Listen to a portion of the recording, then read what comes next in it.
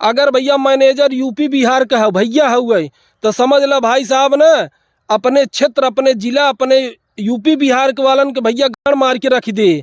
ऐसे बढ़िया भाई साहब ना महाराष्ट्रियन मैनेजर रहते तो बहुत सही से चलत हैं, जाना उन्हन के अगर थोड़ा मजबूरी बताऊबा तो कहीं ठीक है अच्छा जा, लेकिन कल ये काम कर देना ठीक है। लेकिन भैया अगर वही जगह भैया बा नहीं हमें आ जाए चाहे ओके तो भाई साहब कंपनी में अपन धाक जमावे के रहत है, जाना सुबह से लेके मैनेजर भाई साहब शाम तक कतो दादर भेजे तो कतो पनवेल भेजे। अगर तू नौकरी कह के निकला है बोरीवली से तो कहे चले जाओ एक काम करो सानपाड़ा चले जाओ पनवेल चले जाओ, ये सामान कलेक्ट करके ऑफिस में दादर जमा करके तब जाना तुम घर। अगर भैया बोल दे है कि हमें सर कुछ पैसे दे दीजिए 100-200 भाड़ा में चला जाता हूँ तो कहे काम करो आज एडजस्ट कर लो कल तुमको कंपनी से दिलवा देंगे।